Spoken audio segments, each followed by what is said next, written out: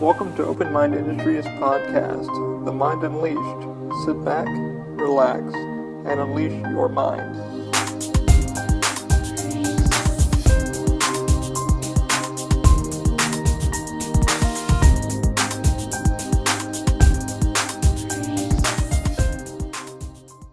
I like the picture. That's super cute.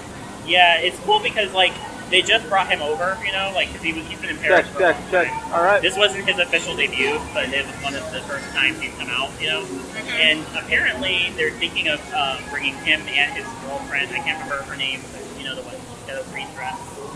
Oh, They were thinking, apparently we have her, but she hasn't made her appearance yet. Her appearance didn't happen, okay. There's a rumor that at some point soon we're going to see both of them together, which I'm like, Magic Kingdom, please, come on, you have to. Like, Town Square, we can put Tinkerbell somewhere else, let's put them in there. You guys now that Mickey doesn't talk, I feel like, oh, we're starting? Okay. Yeah, we're just laughing, guys. What you guys just logged into, we're over here at Nickelodeon Studios in Orlando. This place is amazing. So pretty much I moved Dakota Boles, been trying to get him on for a while. The audio sounds kind of weird. Using the big boys, got a lot of background. I'm going to edit all that out. Hopefully it sounds good. But I want to say what up, Dakota. How are you? Welcome to the podcast. Hi, welcome. Welcome. Dana Huss, for those who haven't known, this is the lady of my life, I guess. Lady behind, you know, the weirdness. But we're gonna geek out about some turtles from Nickelodeon as we're here. Venom, and just see where it goes. So sit back, relax, and try to close your ears because it's a bit loud. So, Dakota, what got you into geekdom, man? What's that? What got you into geekdom? You know, just a variety of stuff. I mean, I've always really liked animation, video games, you know. What was your earliest animation? Earliest animation? Honestly, old Disney movies. Really? Yeah, thinking back, you know, it was movies like, when I was younger, movies like Mulan, The Lion King. Any kind of like classic Disney film kind of thing? Yeah, and it's funny because, you know, like, I started with the 90s films were kind of like what I grew up on, and then as time went on, I started watching the more, you know, older movies like Robin Hood, which is now one of my favorites. That's crazy. What animated series, like, was it X-Men, something like that? What really got you into more, like, of the... I know you were really big into Turtles, guys. We're going to go deep into that. You know, was it, like, into Turtles that got you really into the, you know, culture for geekdom, or Gargoyles, or what was... That's a good question. What was, like, your defining cartoon? My defining cartoon? That's a very good question. Well, I mean, I did like a lot of the old Disney afternoon stuff, because, like, when I was growing up, it was back when Toon Disney was still a thing. Mm. And so, like, we had DuckTales, Darkwing Duck, Gargoyles, you know, I think it was, like, back then it was, like, 9 o'clock, I think. Every night they would play Gargoyles. And so, yeah, just older Disney stuff. I even remember, like, I don't know if you remember Timon and Pumbaa. Yes. The Little Mermaid TV series. Yeah. God, what else was it? Wonkers. Yeah. Remember all stuff that? Like that, you know. Yeah. That's pretty much Toon Disney is what I kind of grew up on, you know. It's kind of your Disney kind of mentality. Like being here next Nickelodeon Studio, guys. Like, how do you feel like now being able to sit here and not being Nickelodeon anymore, guys, but now it's, you know, Blue Man Group? It is sad, because you know this building. It's funny because this building was one of the most photographed icons in the 90s. In our childhood. Yeah, you know, and we saw it at the end of every bumper for every Nickelodeon show that was filmed here. And, you know, at one point, the gate over there was, like, one of the most photographed entryways ever. It was the centerpiece where the logo was right there. And now it's literally the back of Hard Rock. It's the land, so that was where they did all the, you know, the production store and stuff like that in the studios. And, like, I got a ride back there, but now they have, like, literally next to nothing inside the studio anymore. Like, not even any kind of posters or anything like that. It kind of blows. Yeah, that's really surprising, too, because, you know, like, I know Universal is a studio. They're really proud of what they produce, and a lot of times, like, you'll see, like, over at the front of the park, they actually have placards with some of the stuff they filmed here. And they still do have the backstage, they have, like, placards that will say what productions are done, but I'm kind of surprised that they don't do more to embrace Nickelodeon. Yeah, it's kind of like when you look deep into it, and there's plenty of yesteryear and stuff like that on YouTube.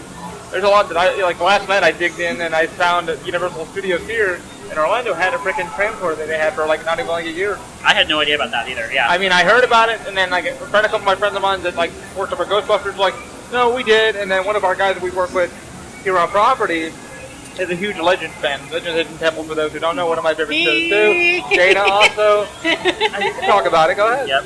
That was one of my favorite Saturday morning things. You get up, you have breakfast, you're like, alright, do I want cartoon or do I want the Legend Temple? Then you're like, okay, cartoons will repeat.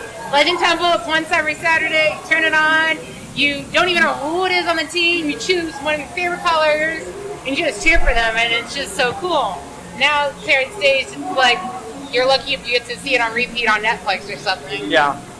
Exactly. I mean, it's like hard now because you don't even get to like see any of these shows. And one of our actor friends that we work daily with that knows the few people that work on the show, and we're temple guards. And I'm like, hey, what? He was like, oh yeah. He like started pulling up all the past and videos. Like, it was a mess, guys. Nickelodeon Studios looked good on the outside. On the inside, I heard it was a gigantic mess. Like, legitimately mess. How do we feel like now that we know that as geeks, nerds, like, oh, it's so beautiful on the outside, but the inside, like, does it hurt you kind of inside? Because me, it's like, it doesn't really kill my spirit, but at the same time, I'm like, I would still do it no matter less, you know?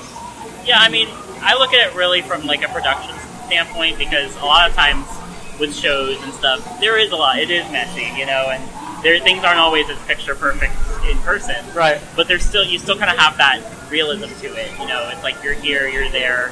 I remember back when Slime Time was filming here. I actually came to the studio when Slime Time was filming. I was an off day, you know, so the set was there, it was active, but they weren't filming.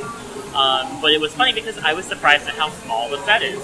So like watching Slime Time live, you think, oh, it's this giant atrium with these screens and these two bleachers, and it's actually really small. Like each bleacher was like the size of an average, not even ballpark bleacher. Yeah, it's kind of like MTV when I went over to like, it's so tiny. The little room, and they make it look so big with all the cameras. So using wide-angle lenses, so it's like no one will ever notice unless you kind of get like sucked into that. Yeah. And it's like kind of weird. Like, oh, now we know how the like the sausage is made. We're like, oh, we still love it. I mean, Dana was lucky, guys. She actually got to go.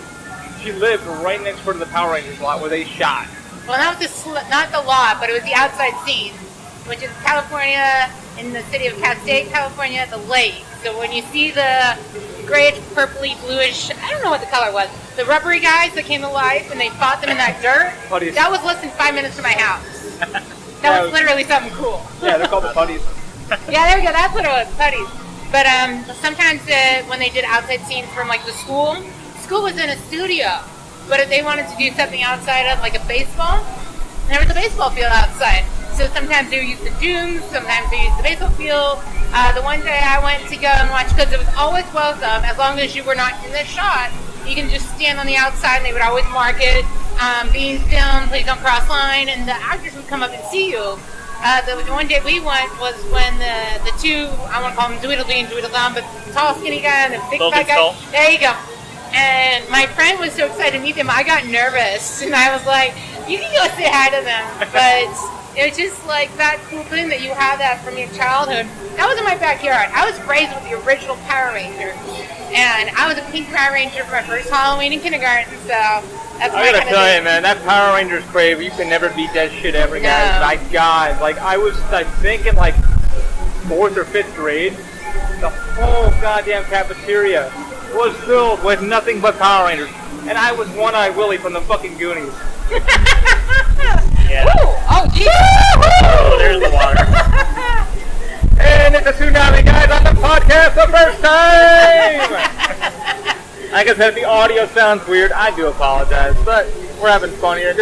We were trying to find a cool place where we were doing the podcast. We're like, where the hell are we going to do it? So we decided, like, somewhere where there's not going to be a lot of noise and stuff like that.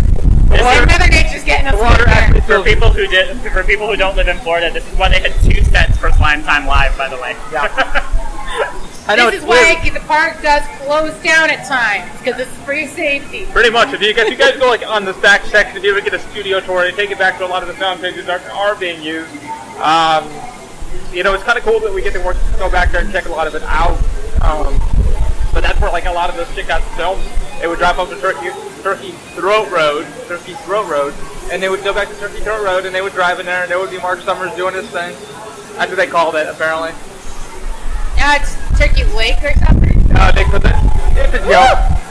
It's a joke. Stay over there. What was that? The rain? I just got whipped with rain. Yeah, I was like, stay over there. We got whipped with a miss of it, yeah. So, no, Mark Summers was coming in, and they did like a shot, like going down like Gates I can't say the gate. Can't say the gate. A certain gate to get on their property. They shot it going down to the parking lot where the sound pages are. And as he was driving in, they're filming it, and they're like, "Oh, he's like, you got caught on Turkey Throat Road," because they couldn't say Turkey Lake Road. Okay. So Turkey Lake Road. You'll know what we're talking about when you come here to Florida. You'll see it. It's not a hard road to find. It's one of the back roads to one of the hotels. Yeah, so if you go there, then you can't miss it. It's not hard to find. I was going back to your previous question. I just remembered. I can't believe I forgot to mention. So even though I was like mainly Disney, growing up and stuff, there were two things I liked in the Cartoon Network spectrum of things, and that reminded me of that. So I like SWAT Cats, of course. It's an old Hanna-Barbera show, and I also really like Space Ghost Coast to Coast, which I don't remember that very much, but I remember the name. Remember it? It was like the original Adult Swim show. Like it was back on Cartoon Network. Okay. But it was like the very first like Adult Swim program. Yeah. It was like treading that territory. I tried getting into Adult Swim, but I didn't know what I liked or I didn't like. Yeah. Well, what was cool about Space Ghost was that it never was really intended. Like it was intended for adults, but it was for a general audience. So like the humor was more adult oriented. Yeah. But it wasn't nowhere near as what they can get away with on Adult Swim Gotcha. nowadays. I mean, like today, like watching the old Nicktoon shows. Me and Mike Bernesco, who did our company logos, our multimedia guy, we're going over a couple of the old shows, and we're like, Rocko's Modern Life the other day. I'm watching because it's on his Flex account, and I'm like, and Hey Arnold was on there. And I'm like, God, they got away with so much. I love Hey Arnold. So much. Yeah. Hey Arnold was awesome. So much of like. And Doug. Doug, I actually didn't really I watched Doug's first movie, but I didn't actually see Doug as a TV show. No. What about Recess? I loved Recess. Okay. Recess, loved it. Yep. Recess. I remember the movie Recess too. I remember that. Do you remember too. The Weekenders? Not that was a so more much. obscure one. Not so much as The Weekenders. Weekenders, Lloyd in Space, another one. Yeah. And what was the other one? Lloyd in Space, Weekenders, Timo Supremo. It didn't last long. Yeah, that was very short. Yeah, it lasted one season, I think. Yeah, it sounds They right. showed it in reruns forever, though. Like, it was on Toon Disney, just bopping around for its lifespan. Two Disney people, and I'm the one that's like, what show are you talking about? They're like, what? That doesn't exist. What are you talking about? What's really cool is, so I grew up, I grew up between Florida and Georgia. Basically, I would switch between the two. And so Atlanta is where I spent a lot of my time growing up. Yeah. And so over in Atlanta, we have William Street Productions Animation, which is like Adult Swim's headquarters. And it's also Cartoon Network's headquarters, too, around that area. What's really awesome, though, is that the building they used in Space Ghost Coast to Coast for the reference, for the logos, it was actually the building of William Street. So, like, the show, for people who haven't seen the show, basically is a talk show starring Space Ghost and Zorak, two characters from Space Ghost, the Hanna-Barbera show. And they actually would make a lot of meta references to the fact that it's being taped in Atlanta. And, it's really cool because, like, Ghost Planet Industries was literally William Street Animation. That was this big building where I could see. We'd drive by it. It was just so cool. It was kind of surreal because that was, like, my first experience being close to something, film-related. You know what I mean? Yeah. Like I said, like, growing up in New York, I'd see a lot of things like the news and stuff like that done. Until I went out to, like, the New York City and stuff like that to see actual... I worked on a real film crew, so like, I got to see how the news was shot. And that was, like, my first experience. Being able to come out of, like, a live set, that didn't happen until I moved here. I was like, I walked in literally, guys, on a production one day by accident with a cup of coffee. And I'm like, what? I'm like, well, what? You? I'm like, what did I do? Shit. I didn't see the hot set sign. I saw nothing. There was nobody there to say, don't go in there. They were shooting a car commercial, and they're like, cut. No, you were good. You were fine. Do it again. I'm like, dude, what again? Walk in again. Oh, wow. So I spent a few minutes redoing that walk, and they actually used me in a car commercial. And I'm like, I did not know this. Wow, I'm sorry. Because Universal is, like, really weird, because, like, it is a live film studio still. You just don't know when they're shooting. You really, they don't shoot much here anymore. Like I said, that yesteryear I watched yesterday kind of explain why they got rid of that transport, because they had to drive. They started from here, southern from here, and then drove out, went through here, and then they went right back through and then parked here again. It was like, all right, cool. Yeah, like, you have to watch it. Like, I sent it over to Dakota. I think did you watch it? What? The yesteryear video? Oh yeah, I did. Yes. So you kind of went over that. But yeah. Really, it was really weird on how they did it. Like, it's like the guests are walking the same route, so why give them a theater? So that's why kind of. And they were able to run guests over too, so they had to stop and slow down to a crawl. Yeah, and I feel like that's the major Well, they brought that point up in the video too. Is that's one of the major reasons why our studio tour failed here is because at Disney for the longest time, their studio tour went through areas you couldn't access. No. And so ours was pretty much a glorified tram ride. It seemed like pretty much park. You know? Yeah. If you had a good tour guide, you could pretty much do it yourself. Yeah, here it's hard to get back to certain sound stages which you're not allowed to go into. We're allowed to because we work. Few of us still work here. We're not allowed to go into them if their doors are open because they're shooting production. So they have somebody. Somebody's in there. I mean, the one day they were shooting a commercial and the guy was like sitting having coffee and they're like, "Quiet!" I'm like, "Do I burp? Do I not walk?" And I stopped and I saw a red light blinking. I'm like, "Can I make noise? Can I keep walking?" And all of a sudden the roller coaster goes by. Ah! And I'm like, "I guess I can yell." Okay, I started walking again. They meant quiet near the building. They didn't care about the roller coaster because it's right next to it. No, those doors are closed. They have sound resistance in it. It's totally taken care of. They're like, "We're good. We're good." So, I remember back when I was here at Universal, they were filming Sharknado 3. Oh God! And it was so funny. We can talk about this now because they made no efforts to hide it. In fact, you can actually see the board that says Sharknado actually has the logo for it. They called it Vortex 3, and like they tried to act like it was a production code, production title. Literally every single person knew it was Sharknado. Everybody was like, "Where's Tara Reid?" It's like. Yeah. I'm not a Sharknado person, so the only thing I know about it is by seeing the flag. I'm like, oh, I have friends that are into it, It's really weird. I think it's the one thing that... I did think it was pretty cool that they were filming an active movie here, something that would get a lot of attention. Oh, they do it all the time. They do you wouldn't even movies, notice. Yeah, they shoot here all the... They cover so much stuff up, not with CG, with just set dressing. You would never know. Oh, yeah. I mean, they're like, "Oh, we don't shoot at Universal," but next thing you know, there's like a private little crew, a team of 5, shooting a little commercial, and they're done within 10, 20 minutes. Yeah, there was one over where the Blue Man Group, or not the Blue Man Group, the Blues Brothers, off of that side street before Mummy, and they weren't even on the area, they were on a staircase. Yeah. And they added trees and flowers. I was like, "We don't have that here." Okay. No. And I didn't even realize that was what they were filming until I turned the corner. And all of this gear grip, trucks of audio grip, trucks of props and stuff. And I was like, "Okay, can I cross into my work area? Like, can I go through this?" And they're like, yeah. Just don't go into that street. And I was like, "I'm staying away from that street," and I took a long way underwater. Yeah. I mean, I actually got this. So that reminded me. I can't remember which one it was, but there's a movie. So the Bring It On films, Yeah. They filmed one here. Yeah, the Dueling Dragons. And it's so funny. So if you are a theme park fan, or if you've ever been to Universal at all, it doesn't exist anymore. Yeah. So when they were filming a lot of the interior scenes, like I recommend watching the movie if you've been to Universal or if you're a Universal fan. Because a lot of the stuff is really disjointed and funny because it's stuff you can't do in the park regularly. Yeah. Like, they are practicing at one point on a lawn that's over by the Central Park area you can't even get to. Like, it's restricted.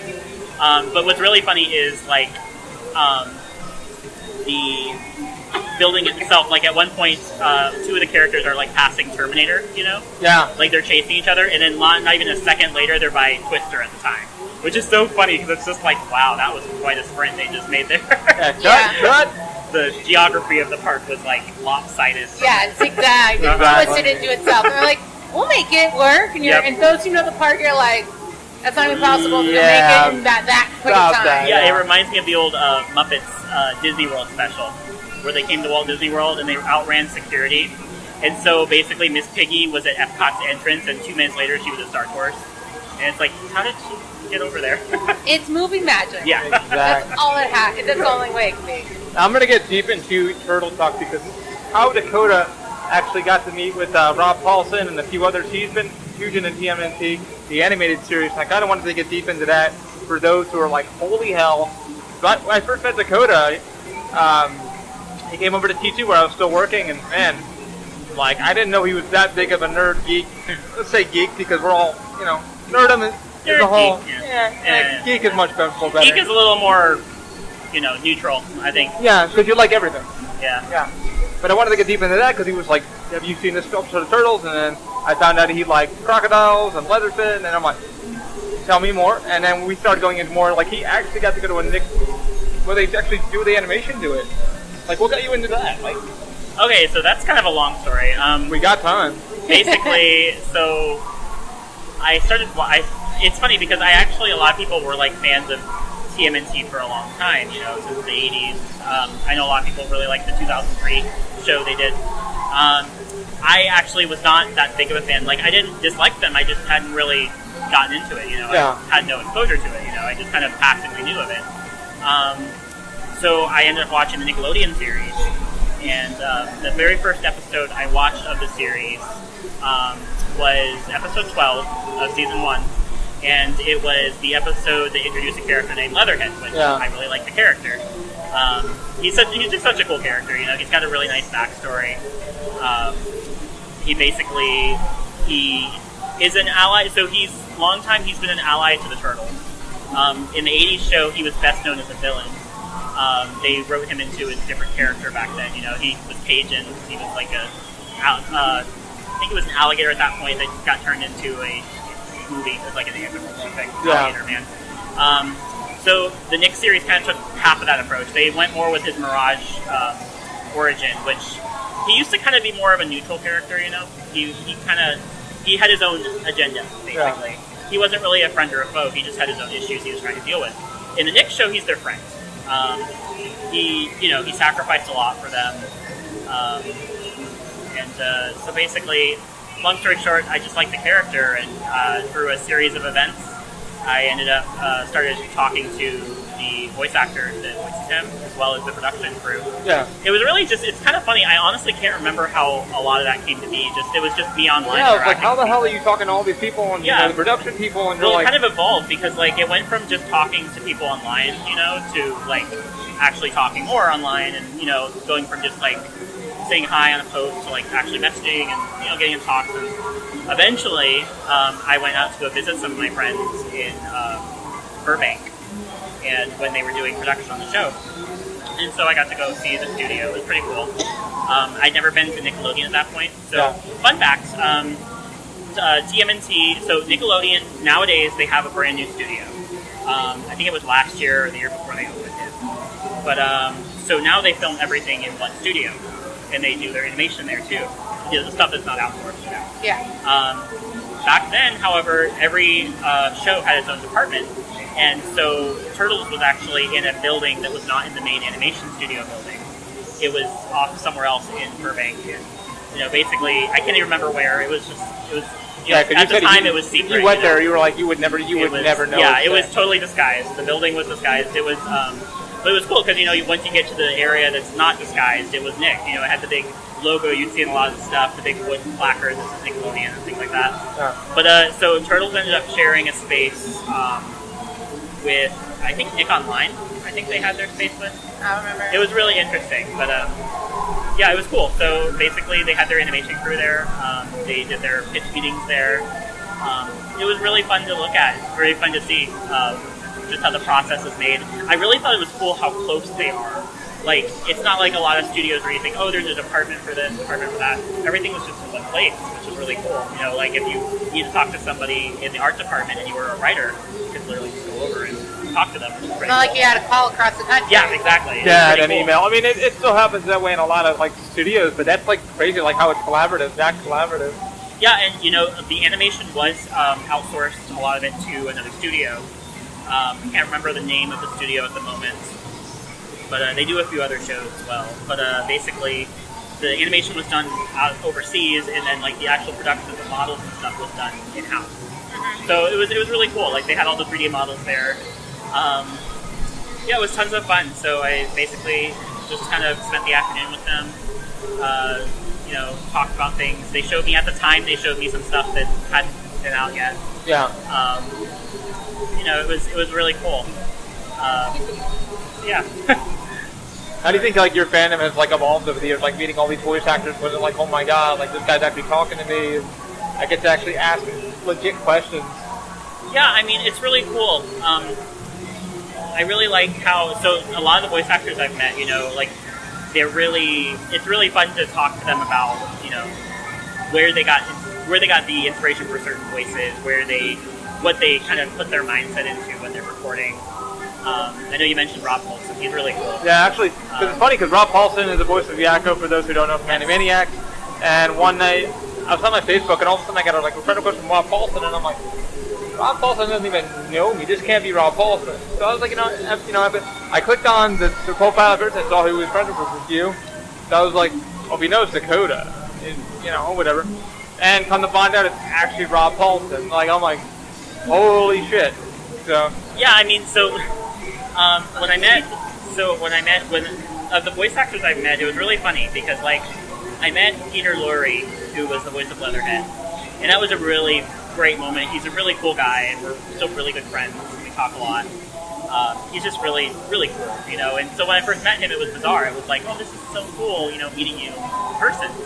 And when I met Rob Paulson, it was so funny because I think that was the first time it really hit me that this person has done the voice of so many cartoons I've watched. Yeah, like it was crazy. Like I told him when I first met him at Nickelodeon at the Nick Hotel for a special event actually, and it was so funny. I told him, I was like, this is crazy. You were 625 if you looked at the series. You were Carl Weezer. The Animaniacs. He just does so many things. I can't even count. You just go. I mean, you go through his freaking IMDb page. You're like, massive, holy fuck! He's done like voices for like minimal characters, commercials, and then Dino, who I ended up meeting off your Facebook. Keep forgetting his last name, but he's always on Facebook every day. He does live spring radio, Golden Spring Radio. Yeah, I'm pretty sure you know what I'm talking about. Yeah. He's pulling up photos from like Rob Paulson from like way back. Like, how was this guy deep diving to find all these photos of like Rob and Charlie Adler? Yes, I actually just met Charlie Adler for the first time. Oh wow! And that was 2 weeks ago. I think you saw the. Yeah. Yeah, it was about 2 weeks ago. I met him for the first time, which is funny because I've met everyone around him. I never actually got to meet him, and it was so cool. He was so nice, and it was cool because he's done a ton of voices. Like he was Cow and Chicken. He's done tons of stuff. His IMDb. I think Azrael Monsters. But yeah, Azrael Monsters. But what I knew him from was, like I mentioned, SWAT Cats. He was the voice of T-Bone, aka Chance.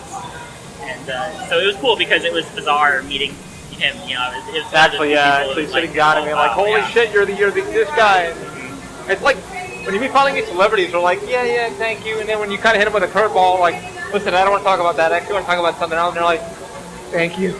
I know. So when I met him, I drew a sketch of T-Bone for him because I was kind of like, I didn't really know what this, like, it's one of those deals where you're kind of starstruck, I guess. Yeah, it's kind of like, so what haven't we heard yet? So I was just like, I'm going to let my drawing kind of speak, just kind of like, which is, it's a good fail-safe for me. It's like, oh, well, I can draw and be like, hey, this is expression. And it's like, trash can, attendant, here you go. Yeah. Here's another one. Put it in the pile. Yeah, it was cool. He was really nice. Yeah. He really liked it. He was just a super cool person. He seems like because I've seen a lot of his he had like talking tunes with when he did Mission Impossible. Once you guys haven't seen that, I think it's on Project Alpha or Nerdist. Like I think he does it with Rob Paulson. Does like tune talk, and they go over like movie scripts. And they did one of Mission Impossible 3, and it was the funniest shit ever because it was Charlie Adler and then Carl Weezer as what the hell's the guy's name who passed away? God damn it. I can't remember his name. But it was so funny because it's like Charlie Adler was playing Tom Cruise's character and the other one was playing Philip Seymour Hoffman's character. Where's the rabbit's foot? Where's the rabbit's foot? I cannot. He's doing it in Cow's voice and he's actually he does all like Charlie had me fucking crying. I was like, this is the best voiceover I've ever heard in my life. I watched it like 20 times. Yeah. So just seeing him ad-lib it's gonna be okay. Just seeing how he does the voices is insanity. Yeah, I got to. So when I met Charlie, afterwards I went to a panel. They did an animation panel, and it was Charlie, Phil Lamar, who's another big voice actor, Sam, and Roger Bumpus, who, if you don't know who that is Squidward from SpongeBob. Oh. Yes. And it was so funny. I haven't been able to meet Phil or Roger, but they are. Yeah, they Phil is seem a big super character. nice, and it was really funny because during the panel, like Roger Bumpus, like he's so like he gets Squidward. He really does. It was really fun listening to him talk about Squidward and just what the character's done for him and how much the character and him are like one of the same part of each other, Intertwined. In fact, actually, when they were doing the live questions, it was so funny from the audience. Somebody came up, people were asking really good questions, and somebody came up and said, "Is mayonnaise an instrument?" And then Charlie and Phil were just kind of like, what? And then Roger was just like, "No, Patrick, mayonnaise is not an instrument." Like he's like, "I got this." Oh, God. And then he followed it up with, I can't remember the rest of the line, but no, horseradish isn't an instrument either, or something like that. No, horseradish. So funny. Yeah, I know. Yeah. I think Tom Kenny was here a while back. I would love to meet him. I've never got to meet him. He was like walking around. He's like, Tom Kenny's here. Tom Kenny's here. I'm like, it's not like we can like say hello to him. I mean, he's probably like looking at us and like wave, and that's it. But you feel like as fans, it's like so hard to like tell them what you mean, because like my buddy Trent wanted to go meet I don't know if it was MegaCon or one of the cons that he was at, and he got to get Kevin Conroy's autograph, who was the voice of Batman, animated series. It was one of my biggest like things. I think about Batman, and I think about the Joker. It's Mark Hamill and Kevin Conroy, my two favorites. They're my childhood, But he's like, he kind of explained to me, he's like, yeah, you can go up to them, but at the same time, it's not like you can say like, oh, you meant this much in my childhood. And he kind of explained that. He's like, it kind of is hi, bye, thank you. I know they hear it all the time. It's kind of hard to. Yeah. When you meet somebody like Tom Kenny, or especially some of those guys, like, man. They know what you meant, and they hear it all the fucking time. It's hard as fans to like kind of like step back and go, they've heard it, they know. I mean, just think up and say hi to them. I mean, just nod, I mean, I've got to meet a few famous people. I think Tom Hanks was the weirdest one I got to meet, and then Steven Spielberg was another one, because it was like I was backstage here at work, and they were shutting down Jaws, and he was doing a ride-through of Jaws privately, and one of our friends who works in production was going to meet up with him real quick to talk about something, and we're dropping off me up at the wardrobe building, and all of a sudden Steven's like, hey Mike, and I was like, hey dude, how are you? I'm like, what the, was that fucking, they're like, yeah, that was Spielberg. I'm like, holy shit. They're like, yeah, welcome to Hollywood. I'm like, I guess. It felt weird to like say hi to Steven Spielberg for a minute. But like, you met Spielberg? I'm like, for a quick second. It's not what you think. I didn't get to like have dinner with him. It's just a pass by. Pretty much. It was like, hi, I'll meet with you in a minute. How you doing, dude? I'm like, oh my god, it's fucking Steven Spielberg. Holy shit. I think it's like, as like I said, fans, it's just hard for us to be like, man, like, what do I say to you? It's like, you already know, you touched my life in so many fucking ways. Yeah, so I had two instances. So a few years ago, I went to New York Comic Con, and I've had two instances where I like informally met people. You know what I mean? Like, it's not like a panel or a booth or something. It's like, oh, hi, Yeah. I see them in the hallway. Nice to meet you. My name's... Yeah, and so I'm a fan. I never really thought of what I would do in a scenario like that, and it just kind of like hits you. You just kind of like, it happens, and it's like, what do you do? So it was Robert Kirkman, Walking Dead. the creator of The Walking Dead. And so I basically just was able to say hi, get a selfie with him. He seemed cool. He was nice. He had a handler with him though, so I was like, oh, I hope I'm not like interrupting something. But I think the handler's there to like make sure there's no overfanage. Right. Like you're not jumping him, trying to kiss Exactly, him. yeah. Like, okay, if you want to say hi, cool. You're not freaking out. It's not like if you're John Travolta in New York City trying to get dinner, somebody freaks out. That's probably where the handler was coming into play. Yeah, so I basically told him, I wanted to keep it short, sweet. I was just like, okay, get this out of your head real quick. So I basically just was like, hi, you're Robert Kirkman, and I can't remember half what I said, but basically I just said, the Astounding Wolfman is my favorite superhero ever. Yeah. Which is one of his original comics he did, along with, he did the Walking Dead comics. Yeah. Wolfman was something he did with Jason Howard, another comic artist. If you want to deep dive, Kevin Smith just interviewed him on the last podcast. I'll send you over the link. Really, really good. I will have to watch that, yeah. But, so yeah, I basically was just like, oh, that, and he's like, oh, cool, thanks, and selfie, and it's kind of a blur, looking. The other person I actually met them twice in the same area on 2 different days. Wow. Was Scott Adsit, and he's Baymax, the voice of Baymax. And I recognized him. He didn't have a handler. He was just walking around. I had seen him before, so I'd recognized his face. I was just like, oh hi, and he was talking to someone else too. And when he was done, I went over and said hi, and he's like, oh hi, it's nice to meet you. And so the first time I met him, we just said hi, and oh you're cool, Baymax. We talked for a bit. The second day, I happened to just have the Baymax Funko Pop a friend gave me. Wow. And so I met him again, coincidentally, and he signed it for me, and it was really cool. That's awesome. He's such a cool person. Like, I was like, wow, he's really nice. Cool. That's insanity. I like it when like celebrities like they kind of blow your mind. They're like, dude, I already know. Like, let me just blow your mind a little bit and be like real. Also, the Baymax voice is not a computer. Like he literally Yeah, can do it literally in person. sounds. It's literally cool. him. Yeah. Cool. Uh-huh. Yeah. If you watch like the making of it, he talks normal. It's like Yeah. it's literally. It's just got like this delivery, you know. Yeah. I'm Baymax, your personal haircut companion. He can even do like the stutters, like the like, ha ha ha ha ha. He just has this cool way of doing things That's awesome. electronically. We jumped out a window. There's a video of him actually doing. It's one of those twisted tunes kind of deals. Yeah. Where he's doing a scene from The Shining. Oh god. It's Baymax. And it's like, Oh, I think I saw that one. yeah, he's like, you know, here's Johnny. It's just the way he does it is so funny. Oh my god, it's amazing. So when you kind of like you finally got into Turtles, and then like you were like, holy shit, I'm finally getting to what what drove you to it? You know, like you loved it so much, and then you saw Leatherhead, and you're like, you didn't get to meet Danny Trejo, did you? I have not gotten to meet Danny Trejo. I have friends who met Danny Trejo, and they say he's super, super nice. I really do want to meet Danny Trejo, though. He's on my list of people. Yeah, because I remember you were talking about like Dakota gets so nerdy about it when he's like, oh my god, like I saw TMNT and like they should have did this voice, but they didn't. You could tell when they didn't edit it, and I'm like, holy shit, like you're really deep into this. Oh yeah. So yeah, that was. That's why you remember that.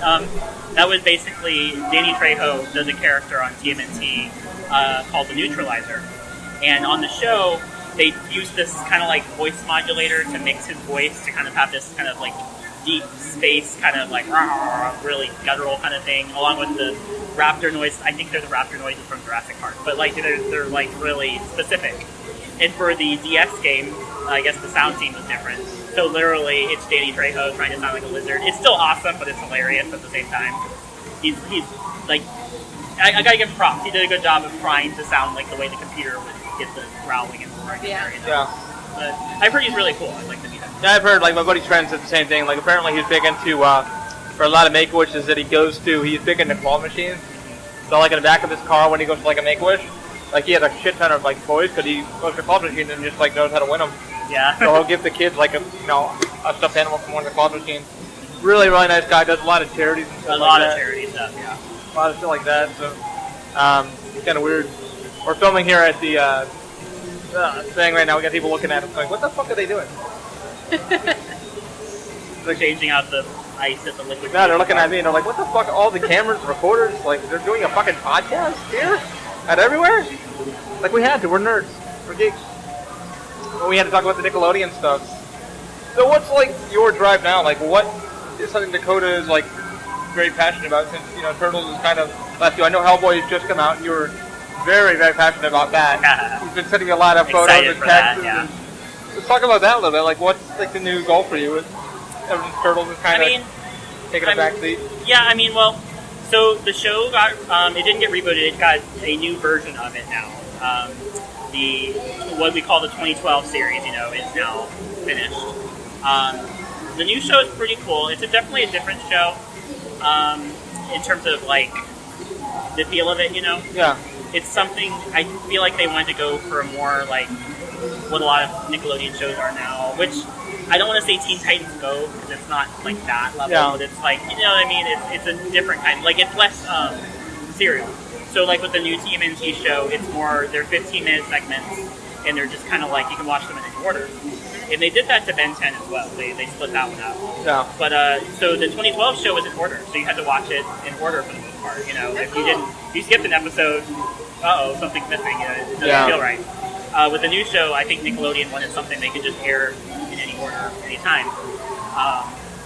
Which I think is one reason Teen Titans Go gets aired so much on Cartoon Network, because they can just throw it in any order.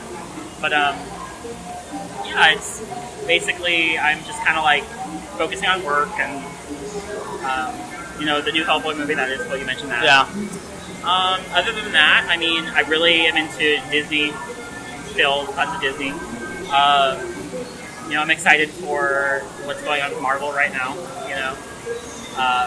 We've got it Disney, we've got it, a lot of stuff with Guardians of the Galaxy happening, which is pretty cool. I know, he's really big into Rocket Raccoon. Yes. Really big into Rocket. Favorite Marvel character, I'm going to say Rocket Raccoon. That's, yeah. Most people would say Groot, but I think, you know, Dakota, he goes for the oddball character.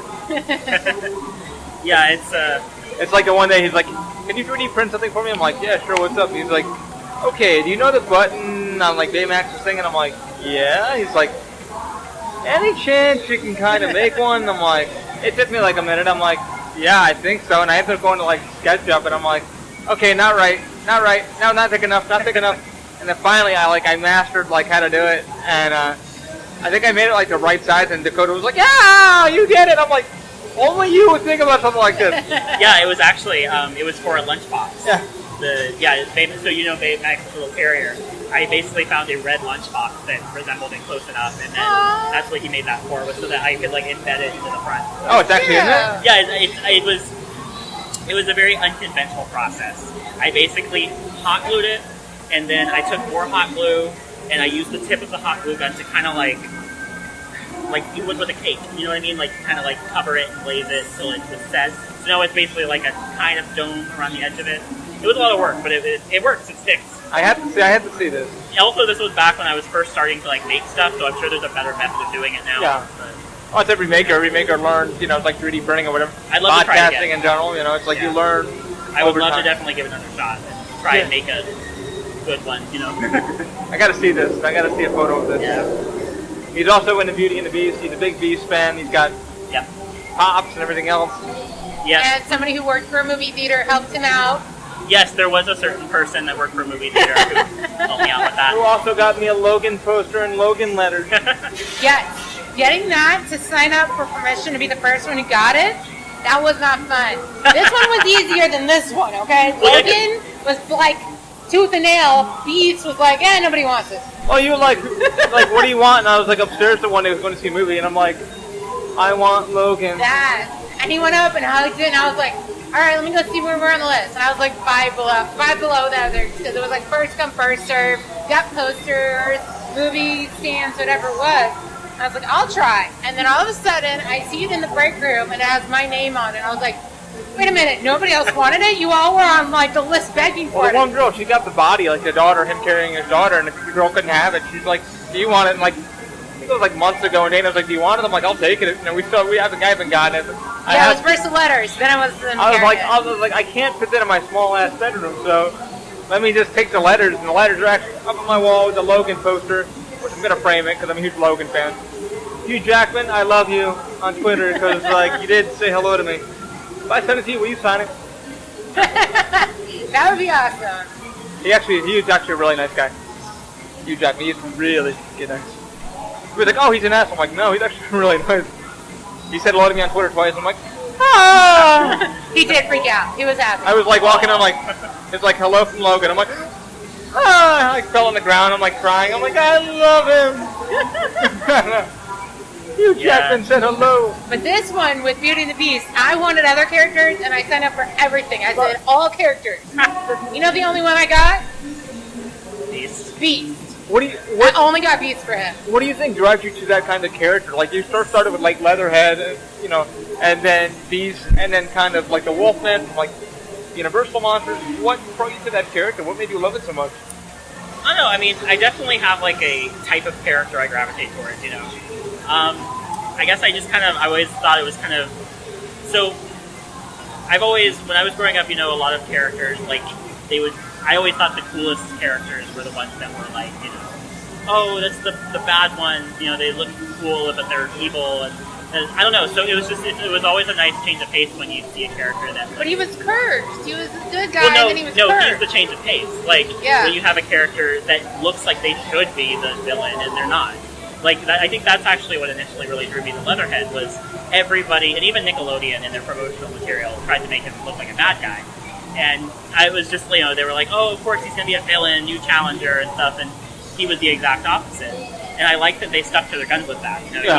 He is who he is, and it's funny because a lot of the promotional stuff too, like the coloring books and the toys and stickers, sometimes would even put him in like the villain because they just assumed he was the villain. And that would always get on my nerves. Like I'd open up a TMNT coloring book or something, and I see the villain season, and I'm just like, what the fuck, yeah. Come on, guys. Even for the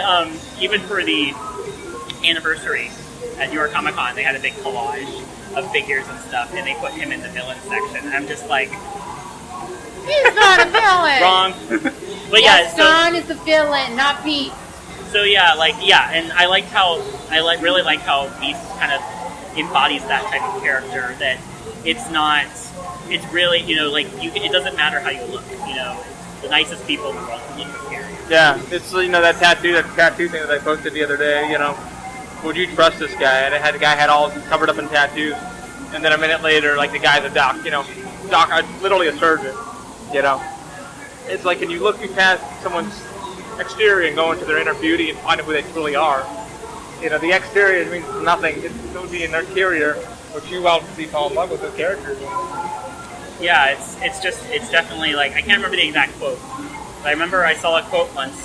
Somebody made a fan put with Leatherhead on it. It said something along the lines of like, the kindest hearts are the most scarred, and it showed, basically it's a good quote, because it's like, it's true, Yeah. The ones that have dealt with the most often are the nicest, Yeah. They get it. Oh no, it's true. It's completely like most characters. Like you'll even see people like that are, like I said, we meet a lot of our celebrities are like, no, like I'm a celebrity, but you have no idea what the fucking road I've been down myself. Yeah, and I think I've heard that's Danny Trejo actually. Yeah, he's had a fucking rough. And like, I think that's one reason why he's been in prison, in and out of prison. He's been a drug dealer, drug runner. Like he's open about it. He's like, no, dude, I fucking did this. Yeah, he actually is really good with using that as a platform to help, people that are in that situation. Yeah. He's like, I can get you the fuck out of this, but you need to take the bigger steps to get you the fuck out of it. And I feel like that's like the thing. Is like we don't think about that as a person. We're like, oh, they're so lucky. They're, humans like us, but they have better more money than we. It always comes out in the financials. Like, oh, they have more. We want to be obviously known and then have the financial security. It's like, no, like to get to this road, it took me a long time to see that. Like if you look at his exterior, it's like, holy, he's a scary guy. But the interior, like he's been down that road. He knows what it takes to get there. And like when you're designing a character, characters that you obviously saw love, like Beast, being a broken character, Wolfman, being what he was, you know. And then it changing over the years because you saw the newer Wolfman with Benicio del Toro, the father, the one that killed his brother, it's kind of like, holy shit. Yeah. And I definitely, I really like how there's certain parts of the story with Beauty and the Beast that have been interpreted differently or they've changed over the years with the different adaptions. I know I really like the live-action adaptation they did for the animated They did a film. fucking phenomenal. I didn't plan on singing, and Dana was like, we have to go to for one of our date days, so we went, and I couldn't help but fucking stop singing Evermore. Yes. And I was like, I had to listen to the original version, then I had to put on the auto. You were obsessed with that. Like for a whole fucking week, I was listening to this song. I'm like, God damn, like what happened? And then that comes from being like into theater too, because I did a lot of singing in theater, and I'm like, God, this song is really good. But then it kind of brought me back to her, and I'm like, really fucking good song. Yeah, and I really like how they really gave him a different kind of because I love both characters. They're both awesome. But I love how the live action Beast has a different kind of he's a different character altogether. His personality is a lot more intelligent and witty, and he's got his own little stick. And you can see how that kind of would have also worked as an arrogant human, which is kind of funny to see. It's cool because he feels a little more fleshed out. You know what I mean? And but one thing I thought was really neat is I like how they kept certain lines from the live action one. They had my favorite line is I love when Belle's in the village and she's like, he's no monster, Gaston, you are. I was so glad they kept that in the live action film. I was like, yes, when I heard that line. Yeah, I didn't know how I would like Emma watching as Belle, but she really pulled it off. Mm-hmm. Like, wow, they did the research and she really kept her close to the source material. And I really liked how she was really, how involved she was in the finale and stuff. How she, got Gaston, spoilers for anybody who hasn't seen the movie. How she got Gaston's arrows and broke them, and how basically she was trying to help Beast in the last scene instead of just showing up. It was really cool. Yeah. I like how involved she was. What would you say now? You're since we're going down that road, what's your favorite? I know Leatherhead, and then it's everything Wolfman or Wolf related. What's your favorite character that you most relate to? Oh gosh, that is a loaded question. I have to ask. Let's see. Character I relate the most to.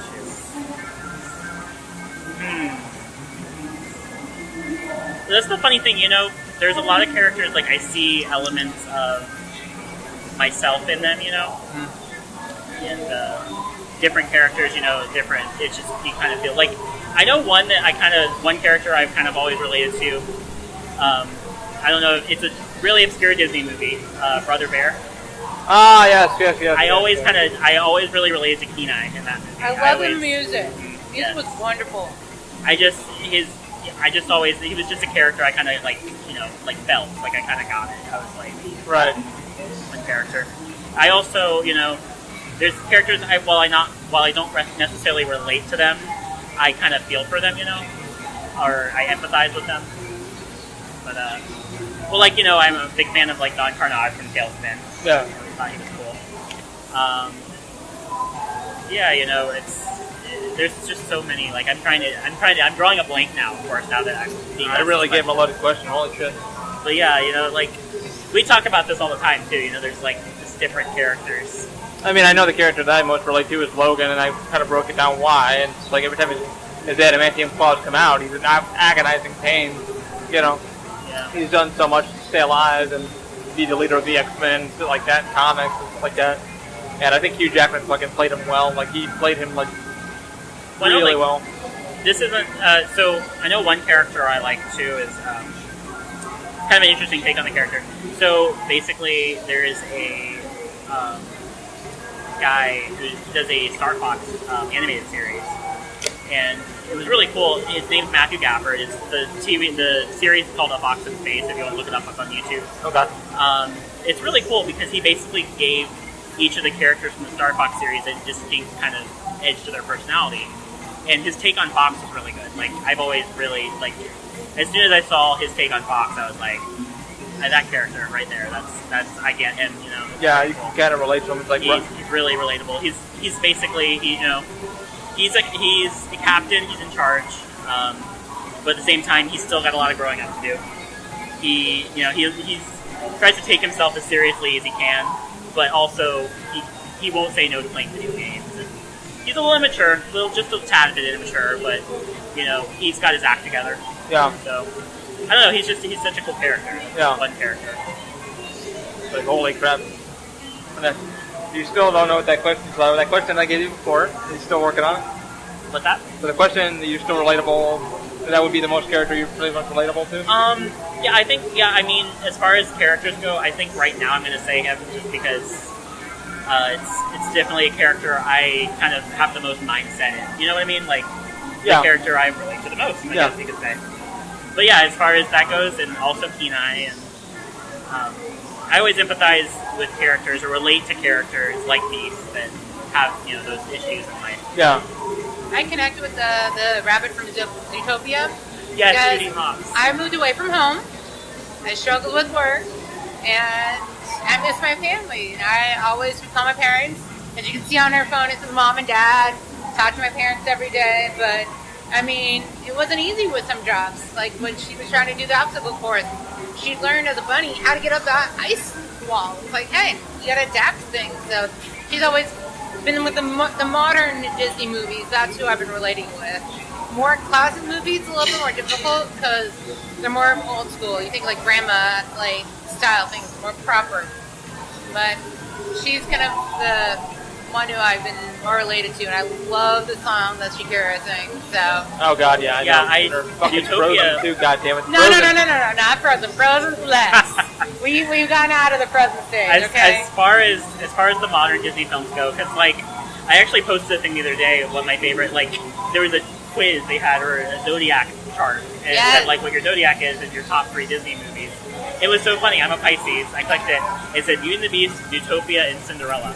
And I was 2 out of 3 ain't bad. Cinderella, nothing wrong with Cinderella, but those 2 specifically are really favorite movies of mine.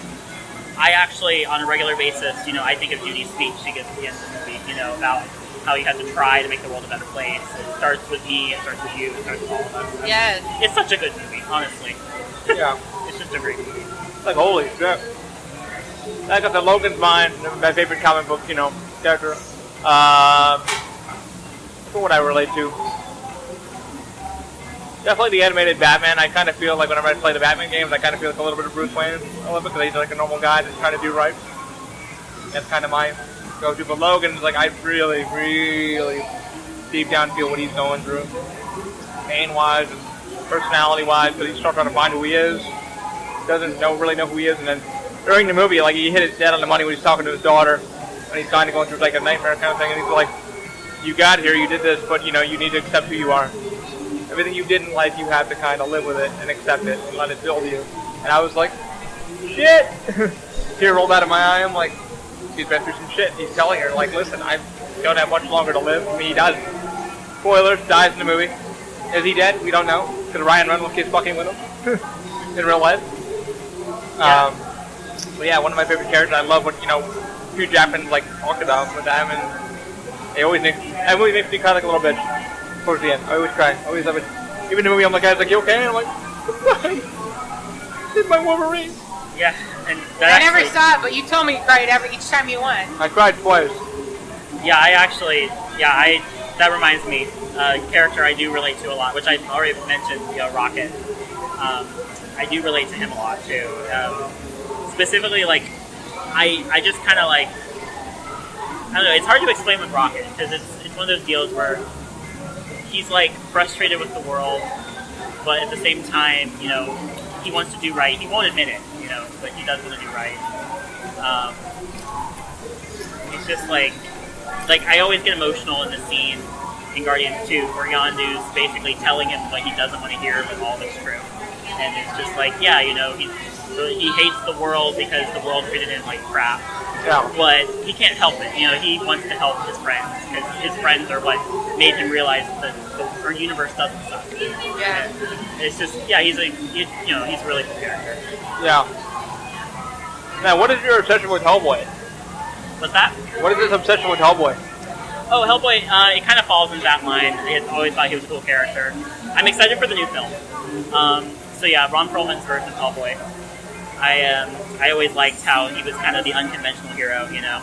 I mean, he's a literal devil, but he's not a bad guy. Yeah. You know, he was saddled with being this tool of the apocalypse, but he doesn't let that define him. You know, he has his own path he sets out for himself. Yeah. He knows what he wants to do. He's not going to let anyone tell him what he was made to do. And I think that's really cool. I kind of loved like in that one scene he just pulls his horns off and he's like, remember who you are? And he's like, they have the eye and they can see like the horns on his head. It's like, ah. Yeah. I mean, I read through all the articles on like why. I mean, Ron Perlman kind of thought that, you know, wanted to be Hellboy one more time. I mean, he wasn't the character much during the film, guys, because there was a lot of stuntmen doing a lot of the work. If Ron Perlman's up there in age, even he said that. Very, very funny actor, and he like speaks about it. He's like, yeah, I go in and I do a few scenes, and stuntmen would have to take over the rest because my knees can't handle the breakdown. You know, close-ups he could do, but you know, jumping up and down on things like his knees just can't take it at his age and stuff like that. I feel like the new Hellboy, though, I feel right choice. Yeah, David Harbour, really cool. He's in Stranger Things. Yeah, I'm really excited to see what he brings to it because, you know, like when they were talking about replacing Hellboy, you were like, oh, well, Ron Perlman's Hellboy. How are you going to replace Hellboy?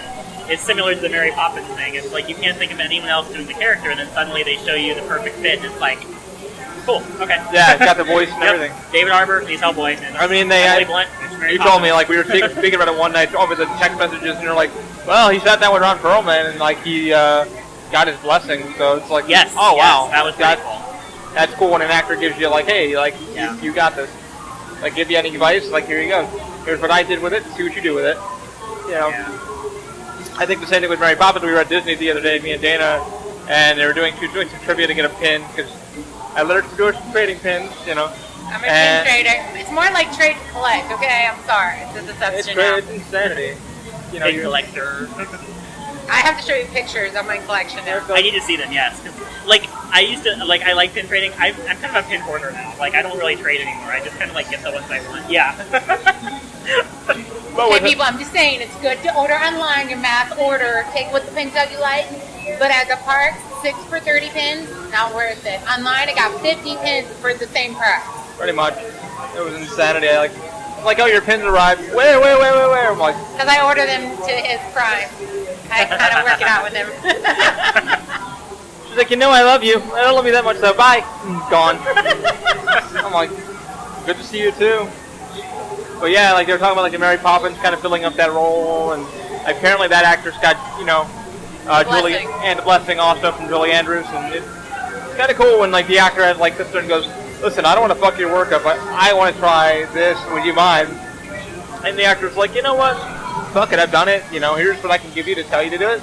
Here's my blessing." And it's kind of like, okay, I feel cool to like try it now. You know, if I fuck up, I got the blessing. If I did, if I succeed, whatever. The classics are always going to be the classics. You can't get around that. Yeah. You know, like the Beauty and the Beast. We didn't know how that would turn out, and it turned out to be an actual really good live action. Yeah, like, it's really funny, too, because I know Disney has been getting a lot of heat lately for doing so many live action adaptations, and honestly, I'm fine with it. Like, because the thing is, like, I know a lot of people were really weird with, like, Pete's Dragon, and my thing is, it was I heard the mixture. It's on Netflix. So, like, but the thing is, I didn't really see it as, like, a remake. I saw it as a reimagining, because it was a totally different story. Yeah, I like it. It was totally different. Yeah, I mean, Elliot was not the same Elliot. He wasn't even the same kind of dragon. He was no longer just something, you know, he could see, or something that made himself visible. He was a dragon, full-on dragon that had this legend around him, lore around him. It was a really cool reimagining, and they really, you know, you can tell they put a lot of effort and heart into it, because it was a great movie. Like, as far as the other live-action adaptations go, I only recently saw the live-action Cinderella for the first time. I actually hadn't seen that one. Yeah, I was like, that wasn't bad. That was really cool. Okay. I love the live-action Jungle Book. Was good. Love it. One of my favorite things about the live-action Jungle Book, aside from the amazing cast and stuff, you know, and that, Idris Elba, Shere Khan, awesome. Yeah. But I know everybody wants him to do everything. They're like, I want him to do this and this and this. Yes, like, that's why. Like, yeah, I know he's awesome. But one thing I love about the live-action Jungle Book is they fix the one thing I don't like about the animated one, and that is the ending. So in the original animated Jungle Book, spoilers from years ago, Mowgli yeah, goes if you haven't back. seen it yet, really sad. Okay, Yeah. continue. Mowgli goes back to the Man Village, you know, and that's it. He sees a girl. Okay, cool. Gonna go back to the village. Great. So the live action one kind of toys with that idea a bit.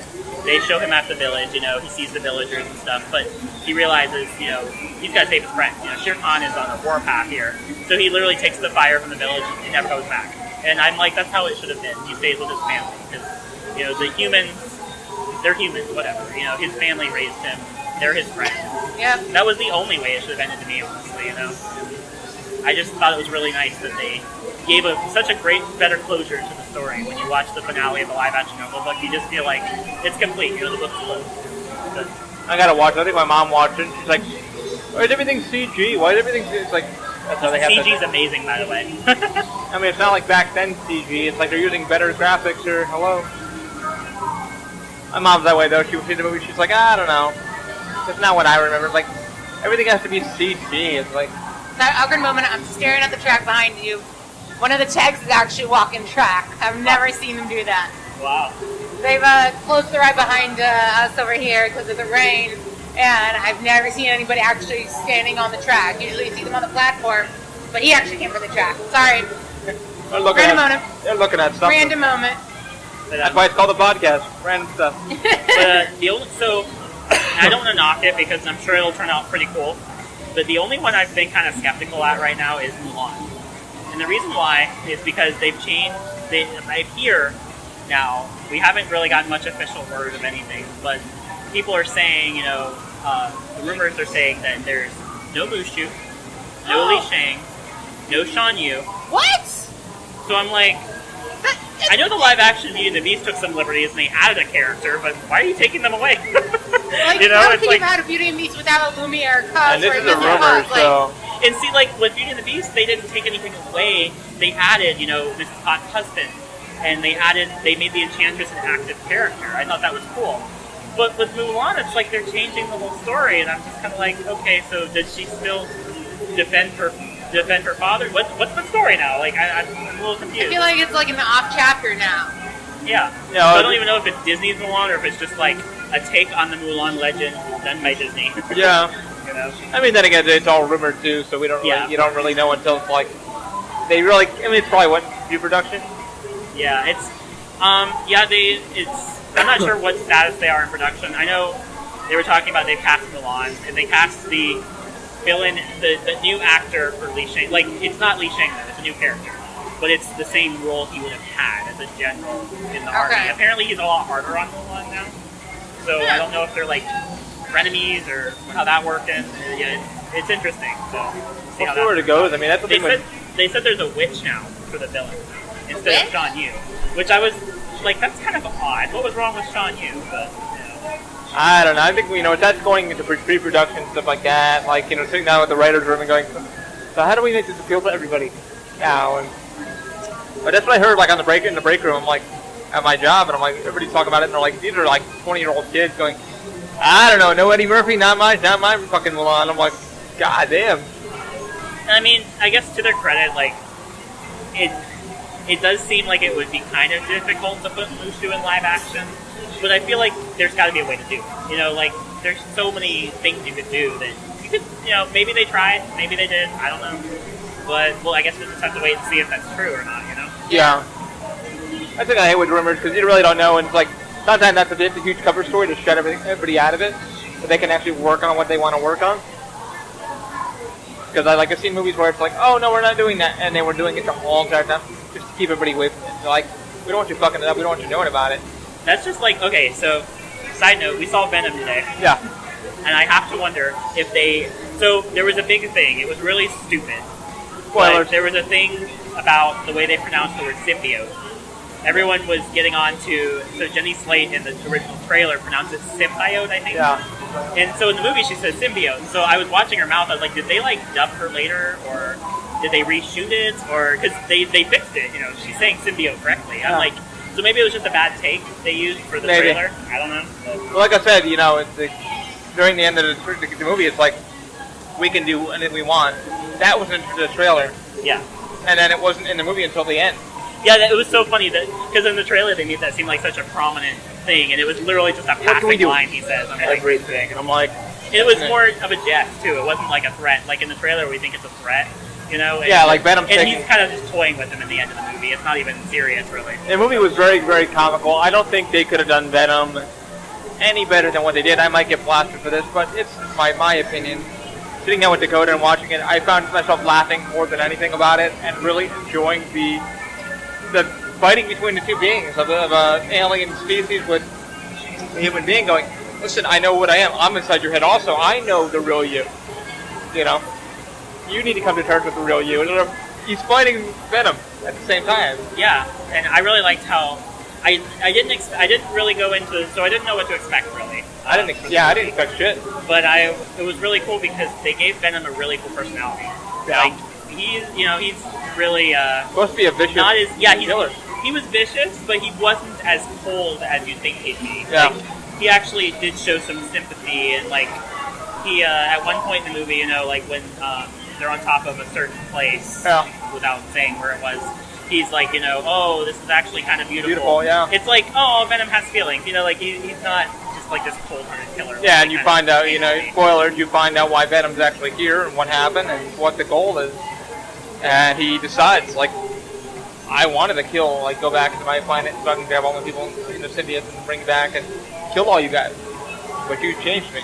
You changed my mind. Yeah. I did like too how he referred to himself as a loser. I'm like you. I'm a loser. Yeah. Yeah. Thought that was cool. Really, really fucking good movie. Better than what I thought. I don't know how it's gonna do well in the box office, but we went in early the first showing. There were like maybe 5 of us. I'm pretty sure it's gonna do well. Better than what I thought. I really hope it does do well, honestly, because like it's just such. And the other thing that's really cool about it too is I love the MCU. I'm a big Marvel fan. I love that this stands on its. Yeah, there's no. Yeah, you don't have to watch like anything shoving another movie down your throat like you had to go see Spider-Man Homecoming or you had to see something. There was none of that. Not even hinted to it. His logo on his chest, his logo's not even there. Like he's a totally independent character now. It's like, hi, I'm Venom. It's like, who are you? I'm Venom. It's like, oh shit, and I'm so and so, and it's like, oh okay. Really played really well. I mean, like I said, I don't know how more they could have done. I don't see it. You're like Tom Hardy too. Like he's really good at playing crazy. By the way, really good. Yeah. Eddie, what the fuck? Yeah. He like screamed. The whole restaurant scene. I was just like, oh my god, he's really good at being crazy. Yeah. Sitting there talking to nothing. I've been doing this for years, and I find it interesting. Like, the guy's walking past him, he turns his head, and there's a lady who's just like, but you're really bad at it. I spotted you since you walked in. It's like, we thought both of us kind of agreed The character at the end, the villain of Venom, is more like a Mark Zuckerberg. Yeah, he's a very realistic villain. Because he's not really, he's basically out for control. He has this public image. He's supposed to be like a, like a Mark Zuckerberg. Mark Zuckerberg, basically. he has... who is it that does SpaceX? Oh, Elon Musk. Yeah, Elon Musk. Yeah, I think that's what they were trying to do. Kind of like the guy has so much money and so much power and so much influence. He's unstoppable. You can't touch him. If any of you think you're in with this company, he owns your whole entire life. Even if you don't do something he doesn't want you to, he literally talks to one of the characters and goes, she goes, I can't do that. He goes, how's the kids? How's your kids? Giving her a warning, I will fucking end you and everything you ever had. I will end you right now if you don't do what I say. Your life will be no more. And spoilers, in the movie also, with Venom, same thing happened. Like, he exposed something, and the guys talk about, how technology's gotten greater, and he, found a file. I'm not going to spoil too much, but, and then he's just like, I will end you for asking me these questions about blah, blah, blah. You think you have power? I have more power. Not only did he get him fired, Eddie Brock fired, he ended a relationship. He ended this, he ended that. He ended the guy's whole entire life, Eddie Brock's life. Made him lose everything that he had, And, it's kind of like today's society of, Mark Zuckerberg like that. It's like, they're so fucking big that, it's like, they're untouchable, sadly. But that's kind of how the character feels. It's like, you do what I say or whatever, You signed up for this project, do it. Or I end you, kind of thing. It's kind of like today, you don't sign a contract with Facebook or something like that. You don't realize that they own half of your content, It's kind of like that mentality of it, That's just our thoughts on the character, and it's kind of like Dakota said, very real on the character. They really thought about, this guy has so much power and so much influence over society, because everybody's like, oh my god, you're so cool and so powerful. At the same time, you're like, oh my god, this guy is a really piece of shit who needs to be stopped. He's only thinking about himself. It reminded me a lot of, Norman Osborn. He had a very Osborn. The whole place felt like Osborn. The what was the name of the institute? I forget. The Life Foundation. Life Foundation. Yeah. Yeah, it was basically Osborn. Yeah, kind of like Facebook campus. Legitimately, we're not joking about the Mark Zuckerberg reference because it's exactly fucking like that. It's like I own your life pretty much. I own it. I know everything about you. You don't like it? I can end everything you ever are. Do what I say and shut the hell up. Kind of mentality. We thought the character was good. The guy who played him, I forget the... I looked at the credits. I don't remember the guy's name. It's really doing credit, but he did a really good job of bringing that character to life. And really, he was a good jerk. Really good jerk. He really knew what he was doing. I felt like, everybody in that movie did a great job. And, looking at the script and going, how can we make this relatable in today's world? And they really hit it on nail on the head. I also thought it was cool. I can't really say much about her character because that's spoiler territory, but I mean, I thought it was funny. I didn't expect Jenny Slate. I thought that was funny how, so she's been in a lot. The only other thing I saw her in was Utopia. So I'm like, Assistant Mayor Bellwether, every time I hear her voice, it's so funny to see her do something like this, a more serious, Marvel dark movie. It was kind of cool. But she did a really good job at it. She was a great actress. Yeah, it was a great movie. I mean, oh my god, I hope Venom does really well. I really enjoyed it. I tried to get Dana to go see it with us, but she was like, no, I'm good. It's a good movie for Halloween. Marvel Halloween time. Yeah, no Halloween person here. These two enjoyed it, not me. Sorry. I will say, while we're on the note of that, though, I will say that I do... So I know a lot of people were talking about, they were disappointed it didn't get an R rating. Yeah. I will say I do like how the lack of the R rating makes it more accessible. There is quite a few moments in the film that are holy shit, yeah. Dark and cringy and even a tad bit gory, but nothing crazy. I wouldn't have a problem showing it to some younger fans. Yeah. Yeah, around 16, 17, I would, no problem. Yeah. And I think that's what they really were going for, was that demographic. They wanted something that they could span both the adult Marvel fans and also introduce teenage fans, younger fans too. Which, it's just a good movie, I mean... Yeah, I mean, that's the thing. It came out of left field. Nobody really knew what it was going to be. And then when you're like, oh shit, Logan got an R rating, which it needed, to be honest with you. For Hugh Jackman to tell the story that he wanted, he was like, we needed that R rating because they tried putting it down as PG-13, but it didn't play well. And he's like, I have to put more into to close it off. And it played well. It played phenomenally well. Yeah, and Venom was not... there were moments in it that were pretty dark, but, the way they got around the rating system was like they would not show certain things even though you knew they happened. Yeah, the head biting. Like, well, not the head biting, but also one of the later hosts of the other. Oh yeah. So they don't say what happens to said person that gets infected, but you know what happens. Yeah. It's pretty dark when you think about who it happens to. Yeah. But they didn't show it, so hey, it's fair game. Yeah. You know. It's like ah. But yeah, phenomenal movie. I definitely give it a high rating by my book. It was really, and we had agreed that a lot of laughter in the theater, and a lot of people really knew what they were walking Unexpected into. laughter. Yeah, really. Everybody cool. kind of giggled and was like, "That was a really good joke," or yeah. you know. And I think I mentioned to you after the movie, I said, "Did Tom Hardy do the voice of Venom too?" And you said, "Yeah, actually, he recorded it before the movie was done, and then he would listen to the playback in his ear so he could know how to voice with it." I said, "Oh, it's pretty fucking cool." You know, it really worked out really well. Which I thought that was cool that Tom Hardy was that integral to the character too. That they, during the production of the film, would record his lines, you know, pre-production, and then go in and do any stuff later. So like he was involved for the entire process. It wasn't like a deal where they got it set up and then cast an actor that could be replaced later. It's like no, Tom was Venom the whole time. Like he had to really be there. You can literally hear it in his ear, and he goes, "Motherfucker! You know, how do I react to this same character?" Which I thought was a nice touch because you can't really tell it's him either. No, really. I mean, I kind of had a feeling with the way it was being presented, but I didn't know. You know, it was like, did he do the voice also? And they're like, yeah, he did, and it was really well done. You know, that's a fun, nerdy movie, a fun, geeky movie for comic book fans that we all love. I'm trying to think of another topic to bring up. I know you were talking about Spyro, and you're also talking about the Sly Cooper series coming out. You're thinking about getting a Nintendo Switch coming out pretty soon? Yeah, I'm getting a Nintendo Switch soon.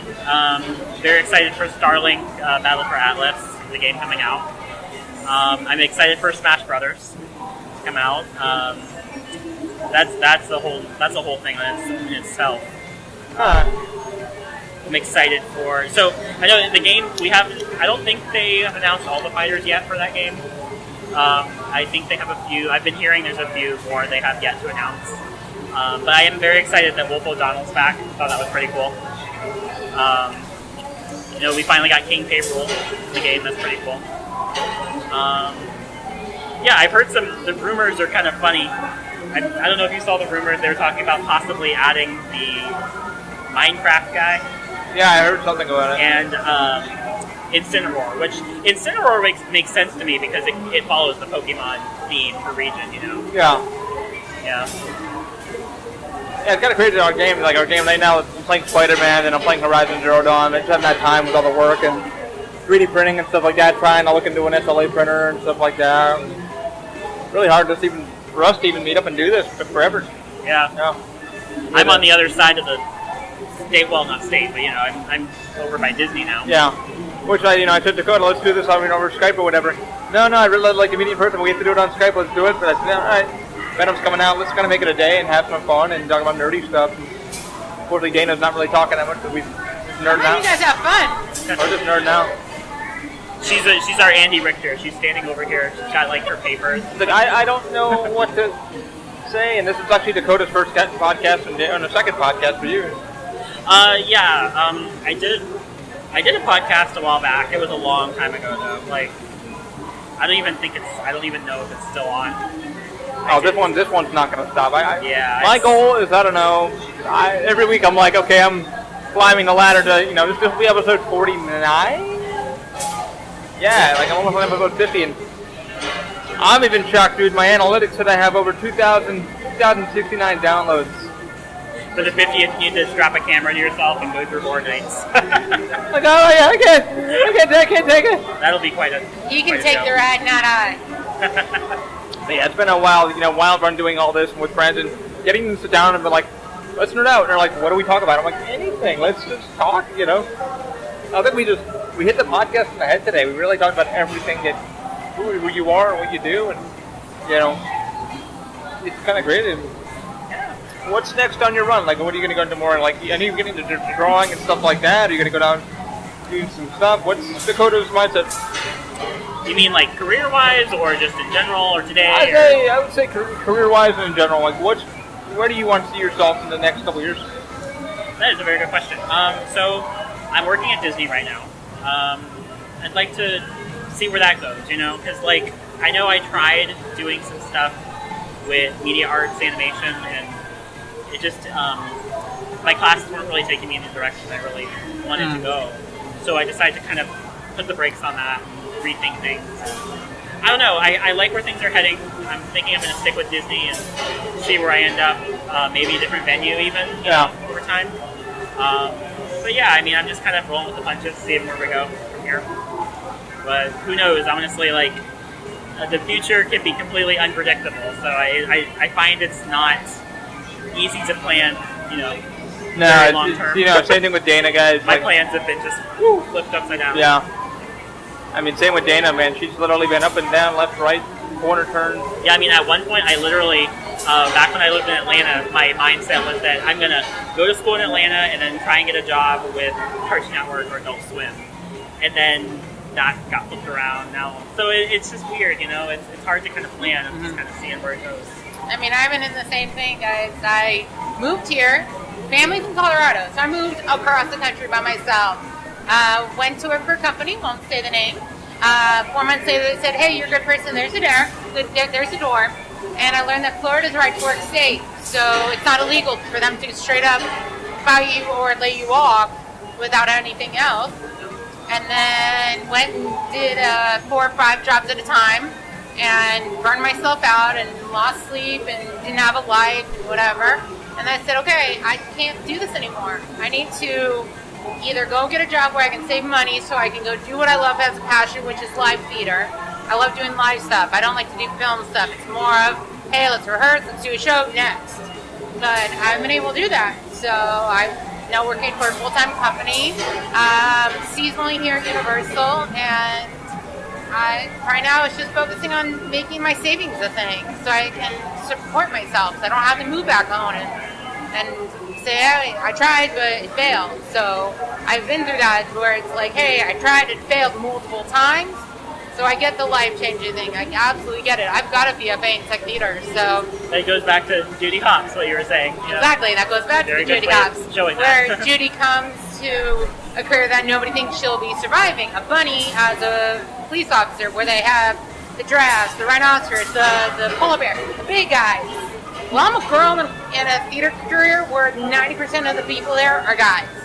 Because it's like, okay, well, we're strong, we can do big things, we can lift things. But you don't need girly ideas, okay? Girls like to wear dresses and shows. So some guys can create that. A lot of guys can do makeup and costuming. But it's more the behind the scenes, lighting, run crew, all that stuff. It's they think, okay, well, guys are like, okay, cool, I'll lift it, I'll do fast, I can do this. So it's been hard. It's been one of those things just to prove yourself. And it's like, well, I don't want to prove myself to you. I want to prove myself to me. Exactly. So that's exactly what Judy Hopps comes into my role. Yeah. I mean, what would you tell people now, like, knowing what you guys know for career-wise, if they wanted to get into animation, if they wanted to kind of write down stories, what would you tell them? They want to get into animation, or? Like, things that you've learned, like, in the animation field, or, like, your journey is like, okay, I want to do this to go into this field, or I want to go into that field, Well, it's kind of a hard one. So I guess basically my advice really would be find something you like doing. Find something you can see yourself doing. As a career, find something you can see yourself being happy with. Yeah, sometimes not getting paid for. Yeah, and you will have a lot of trial and error. Even if you go off to be the most successful ever, you will always have trial and error. And especially in any sort of film or theater, especially theater, you will have a lot of trial and error. And you'll have a lot of, hey, work for me for free. A lot of it is volunteer work. I've had a lot of networking. A lot of people are like, oh my gosh, you're a stage manager. We have a production, but we can't pay you. Exactly. Well, I can't survive off of gas, food, paying rent when I'm going to take time off my other job and not get paid for it. You can't do that these days. Yeah, so my advice is just do what works for you, do what makes you happy, even if it's not what you think you need to be doing at the moment. If you feel like it's going to get you where you need to be, then go for it, I mean, if you feel a bit intimidated by school or you don't know where to go, don't be afraid to ask questions. Don't be afraid to reach out to others. There's a lot of people, a lot of schools even, a lot of people will help you with that because it is kind of a confusing field to be in. I mean, it's kind of hard to give advice on too. It really is because people think, okay, it's like I can go around to all these cons, I can start talking to all these people, but there is no set formula. Exactly, there is no set formula. There you go, that's the best one. I mean, when the actors say like there's no set formula, like you just kind of trial and error, like you just said. I mean, that's kind of bad. You can fucking walk in the door and there's somebody like, I'll help you, and then it's like, no, you really try it this way. There's no set recipe. I can also say too, if you are interested in acting or if you're interested in voice acting, definitely make a video, show what you can do. Because a lot of times people get discovered doing what they like to do. Like, there's so many people on YouTube. Yeah, Lauren Bippel, who does Assassin's Creed. Even if you're not doing animation, you can do an impression, write a little monologue. Just show off what you can do. People will notice because people do notice that stuff. Especially if it's something you really want to put yourself into. It's pretty good advice, for all that people that want to get out there and do this. They're having fun. Like I said, anybody can do a podcast. This isn't hard, guys. I got 2 recorders and a GoPro going right now. The hardest part's going to be editing it because of all the background noise and just all the flicking and blabbing, but... Yeah, the Rip Red Rocket over there. Yeah, and all that good stuff, and I hope, it was fun for you and get some nerdy stuff out of your brain. Is there anything else you wanted to touch on? Not really. I've just it's kind of been spontaneous. Yeah, it's kind of Anything you wanted to touch on? Yeah, it was just fun hanging out with you guys today. Awesome. Come to Blue Man Group and more Nickelodeon. Yeah, I mean, we get back to a little bit of Nickelodeon just in a quick second. I mean, it's Phil sitting here at fucking Nickelodeon fucking Studios, amazing, and seeing what the transfer actually took place in last night's video, and being able to work around here, and then seeing where Dave School's on property at Dave School's Digital Animation Visual Effects. For those who don't know, it is on property here at Universal. And a couple of Dana's roommates actually went there and, learned some game design, stuff like that, filmmaking, VFX, and stuff like that. Not just game design, but movie animation, too. Yeah, they do all that. Yeah, in fact, I remember, so I used to be a Terminator here, along with Ali. And so about in 2016, It's actually tomorrow, guys, is the first official last day. Of what? Terminator. What? What is? Tomorrow's the official first year. Oh, no, T2. 1 year, yes, tomorrow. Oh, no, you had to bring that up. I don't have any drink left, but pour one out for T2. There we go, that works. What happened? I missed that. Pour one out for, it's a thing. Okay. But anyway. I don't know what to talk about. Anyway, so when Terminator Genesis was released, they ended up giving us a minor refresh. We were supposed to get a lot more. It kind of backfired, but what was cool was that our new Cyber9 video we had was done completely in-house here at Universal Studios. They filmed it here, they did the effects here, the voiceover was actually one of our actors we have here. Yeah. It was really cool, it showed what Universal can do in-house still, which is pretty neat. Yeah. Which is cool, because I don't know if you guys saw the Maurice Hughes episode, he was here for the last day of it, and it was a wild one, because I wasn't even supposed to be working that day, and a friend of mine was like, I don't want to work, do you want to come in? And I'm like, you know what, I was just going to sit here all day and watch all the shows to do my last dance. And he got me in. He got me a ticket that got me in the last And I'm show. kind of glad I actually sat down and actually said, all right, let me do a shift there. Because it was actually one of the chillest shifts I had. I did the podcast in there that morning. I told my boss, I was like, hey, do you mind if I bring the recorder and record? He's like, I don't care, do what you want. He's like, as long as, you're not harming anything. Nope, didn't do a single thing. And here's the funny part, I actually got copyright infringement because I was inside the front queue. I kept my mouth shut for a minute, or about 20 seconds, and I got hit with a song infringement. And I'm like, what the fuck? I don't know. And I had to write YouTube back. I'm like, listen. And the people that own the song were like, that's not credible. What you just said, it's in a public area. No. I'm like, yes it is, you morons. But, they're like, now we get to put monetization on your video. I'm like, go ahead, no one's going to watch it. The joke's on them. No one really watched it, so. Yeah, But, I always think that's funny when people don't like acknowledge the whole fair use thing. Because like, I actually got a copyright strike on my Facebook, on one of my Facebook videos once, just because I was at Planet Hollywood, the observatory we have over Disney Springs, and they were doing a sing along to Let It Go. And I literally got a strike. I'm like, you can't even hear the original song in this. How is this? No. Yeah, you gotta edit it out, edit it in. Yeah. But yeah, it was really cool doing the podcast, and then I kind of like really like kind of broke down a little bit because that's where open mind industry started. It started in that damn hallway because me and John, my business partner, were like, this one kid came in. Y'all kind of know the story of how it all started. Who was suffering from a disability like I have. He was going through like mega surgeries, and my business partner now, like I was sitting down with him, and I'm like, why isn't there like light crutches? Because John's a structural engineer, and I walked down that our hallway, our Max Becker hallway, and I'm like, this is where our idea started. And a month later, we started Open Mind. Slowly but surely, it's now turned into an R&D company, 3D printing business, and it's insanity what that building has done for my life, and for a lot of people that went there, paid people's houses off, made their life, started their life.